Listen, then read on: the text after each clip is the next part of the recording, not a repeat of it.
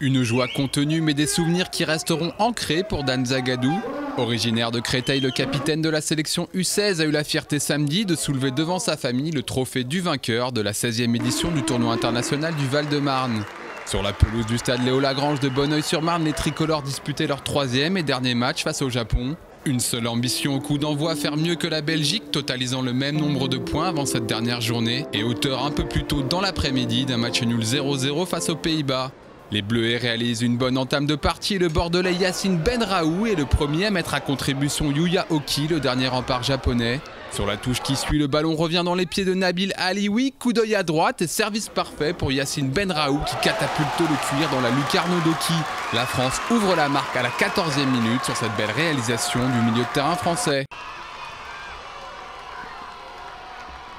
Les Nippons pratiquent un jeu court, rapide et séduisant et leur réaction ne tarde pas à venir. 20e minute, la défense tricolore prise de vitesse laisse Subaru Sato servir Tachi Samba lancé qui ajuste parfaitement Gaëtan Poussin, le gardien français. Égalisation des Japonais qui continuent ensuite sur leur lancée. 38e minute sur cette action collective nippone, la tentative de Go Sakai contrée se transforme en passe pour Fumiya Sugiura, dont la reprise matchée est superbement détournée par Poussin. Belle parade du portier bordelais qui sur le corner suivant ne peut malheureusement rien faire sur sa tête puissante d'Haruki Izawa. Le Japon reprend logiquement l'avantage juste avant la pause.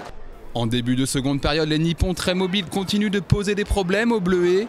Sur ce bon décalage de Yudai Tanaka, c'est Go Sakai qui oblige Poussin à réaliser une nouvelle parade. La main ferme du Bordelais, élu meilleur gardien du tournoi, permet aux tricolores de ne pas sombrer. Les joueurs de Laurent Guyot laissent passer l'orage et sur cette accélération de Yacine Benraou obtiennent un penalty.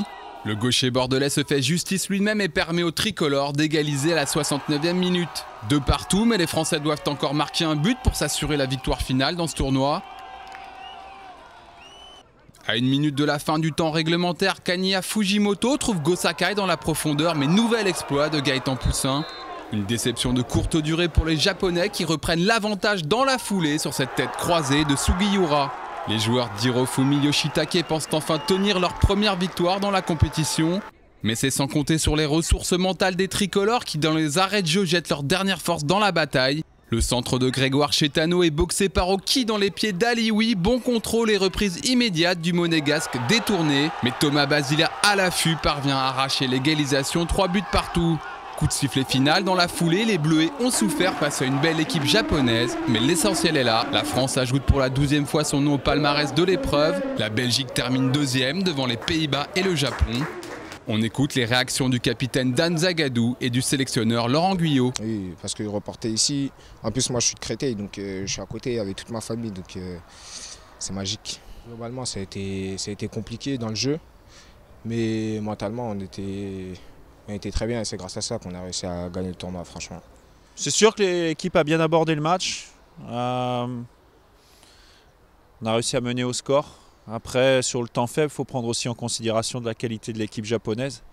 Et c'est une équipe dans la maîtrise du ballon et dans la maîtrise du jeu qui se rapproche de ce qui se fait au Barça, par exemple.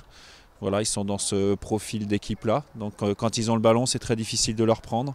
En plus, ils ont cette capacité, y compris dans les 20 derniers mètres, de créer des différences par leur jeu de passe. Donc c'est vraiment très intéressant. C'est bien d'avoir été capable de revenir au score 2 fois et d'arracher ce match nul sur la fin et ce 3e but qui nous permet de gagner ce tournoi. Donc ça c'est une très bonne chose parce que ça prouve qu'en termes d'état d'esprit, l'équipe était là, les jeunes joueurs étaient là. Maintenant on a vu aussi qu'en termes de jeu, il y a beaucoup de travail à faire.